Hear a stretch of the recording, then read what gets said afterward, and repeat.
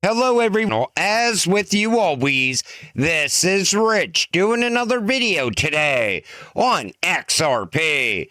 So I hope you're all having a wonderful day today wherever you are in this great world. We're gonna talk about XRP.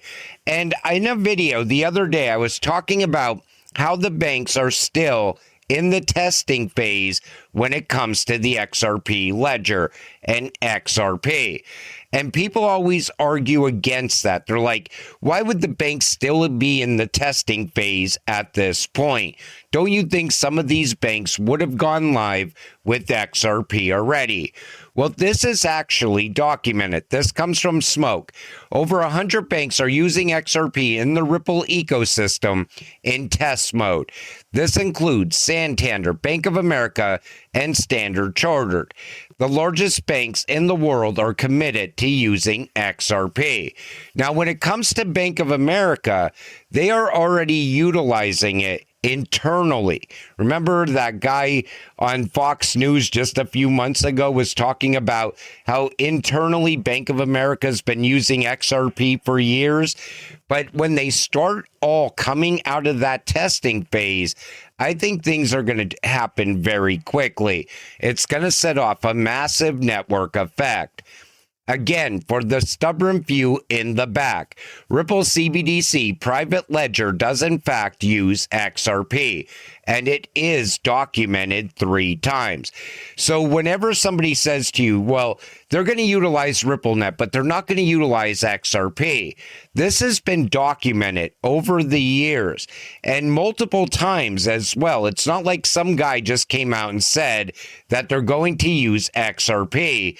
This is documented by the biggest names out there, World Economic Forum, the BIS, and so on. Even some of the banks have had this documented over time. But I think a lot of people have big expectations when it comes to the banks coming out of the testing phase because of things like this right here. Take a listen. So I don't think they're using another XRP. I know they have a private ledger and a public ledger. I've seen the private ledger once. I've seen the price go as high as $327,000. And you could see this on one of my shorts when it hit about $10,000, $9,000, I think. I've commented to about 20, 30 people at least that I saw it go to 327,000. So right away, people would take that and run with it. Now, that would most likely just be a price that they're testing at. Doesn't mean that that's the price they're going to go live with once they come out of the testing phase. In fact, I think the price is going to be conservative at an institutional level. In other words, somewhere around $1,000. That's what would make sense to me. Let's come out of the testing phase at $1,000, see how things go, and if we need the price to be higher, they'll just push the price higher. But I think initially that's where it would be. And then as more and more banks on board, the price would definitely continue upward from there. But the one thing that changed my mind about the $1,000 out of the gate is now with the DTCC bringing trillions upon trillions of assets to the XRP ledger. Maybe then it would have to be a higher price coming out of the gate. But I still don't believe it's going to be $327,000. Not initially. If it ever hits that price, I think that's going to be years down the road. World Economic Forum, regulatory clarity facilitates increased adoption and scalability of digital assets.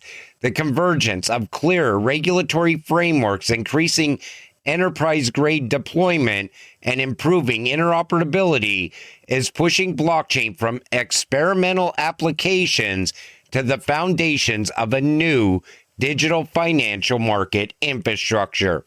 And you see, they were even pointing out at the World Economic Forum that 2026 is going to be the year of regulatory clarity.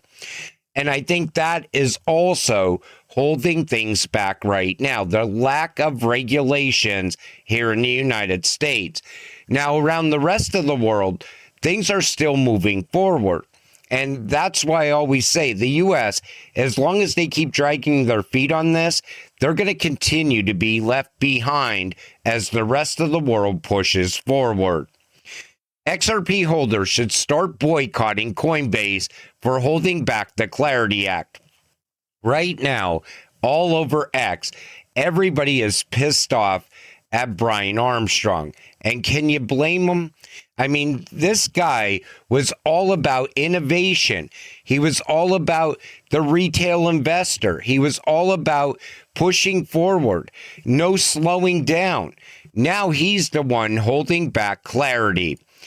And Brian Armstrong is blocking the Clarity Act to protect a 34% commission fee, not for crypto freedom, not for retail investors, for his own bottom line. Every time he says this bill isn't good for crypto, he means this bill isn't good for Coinbase revenue. People lie, numbers don't. Remember that next time he plays the hero. And that's what he's been doing. He's been playing the hero. Everybody wants to point their finger at Brad Garlinghouse. He just wants any bill, even if it's a bad bill. Remember Charles Hoskinson said that about Brad?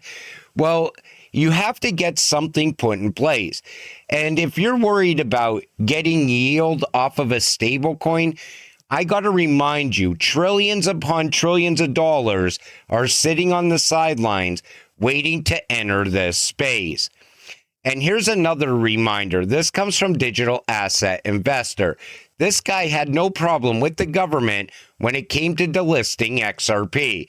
Take a listen. Generally, when we hear updated information from regulators, we go in and we talk to them. We say, great, if the rules have changed, how can we adjust? And an example of that was they said XRP we think might be a security. We said, okay, we want to act in good faith. We'll delist it. We don't know if it's a security or not, and that court case is still playing out. But we want to be collaborative and work with regulators.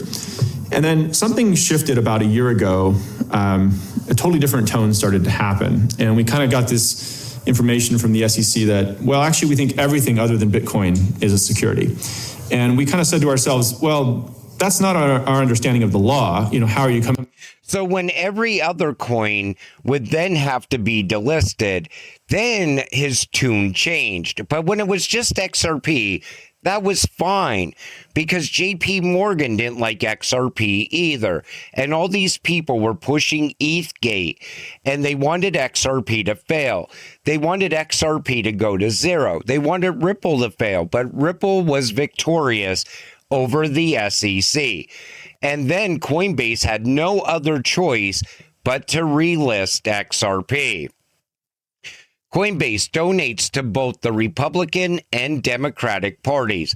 And I wanted to show you this because I wanted to give you the fair assessment here. I didn't want to say, well, he's pushing this over to the Democrats now, because I see so many people saying that he's holding it up on purpose until the midterm elections. But Coinbase is actually donating to both sides of the aisle. I look at it like this. If you want innovation to push forward in the United States, something needs to be done now.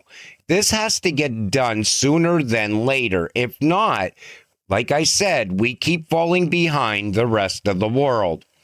What if the Clarity Act goes through but doesn't move the needle whatsoever in price action? People should plan for that. Remember I told you, whenever the Clarity Act goes through, you're not going to see day one price movement for XRP. I don't think it's going to play out that way because that's going to be the news. And sure, you might get a pump and then immediately get a dump. We've seen that happen multiple times in the past. However, what happens next is what's going to move the needle when it comes to XRP. That's when the institutions actually start onboarding into this space. And like I said, trillions could flow into crypto. Take a listen. Yeah, we do believe the bill will be passed within the next 60 days. And this is further clarification. The Genius Act gave us clarity on stablecoins. This new bill will give us clarity on much more within the general world of crypto. And again, provides the rules that the traditional finance industry, banks, insurance companies, credit card companies, as well as the Fortune 500 generally, need to know that they're able to engage in this marketplace. They know what they're allowed to do, how they're allowed to do it, how they have to disclose it and report it, and pay taxes on it. And this is going to unleash the burdens that have kept everybody out of the marketplace. The result of all this, Talia, you're going to see hundreds of millions, probably hundreds of billions of dollars, perhaps even trillions of dollars flowing into Bitcoin and other digital assets. And since all of these coins operate on a supply-demand issue, just like any other asset, we're anticipating this is going to be the beginning of a major source of inflows and price increases. Now, they always try to sell you on this idea that the institutions are going to come into this space and they're going to park their money into Bitcoin. The institutions are already looking past Bitcoin. They're looking at utility. They're looking at use case. Bitcoin's great because it got first mover advantage through the ETFs. Remember when that happened? Now they got bored with it.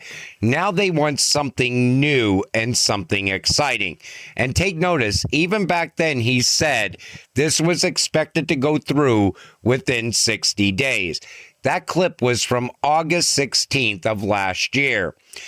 Everybody's telling you that trillions of dollars are still sitting on the sideline waiting for this act to get passed. And I thought this was a great post. Pro-Bitcoin people are in the way of the Clarity Act because they just figured out what clarity means for Bitcoin. Clarity does not help Bitcoin in any way. And Brian Armstrong, I don't think he's holding it back because he's a Bitcoin only guy. I think he's more about his bottom line. He wants to be able to get that sweet payoff from Circle every single month going forward as well. Coinbase only cares about Coinbase. And why would we care about stablecoin yield when trillions could flow onto the XRP ledger? All of a sudden, XRP holders are looking at $100 plus XRP. Who knows? Maybe 589 over the coming months. Because if the DTCC wants to onboard 100 trillion over 50 weeks, this is going to happen very quick. This isn't going to be something that takes forever to happen. Because as every month that goes by and they're onboarding more and more value, and that's just the DTCC, Archax, they want to bring a hell of a lot of value on chain as well. Then you have companies that you most likely never even heard of before.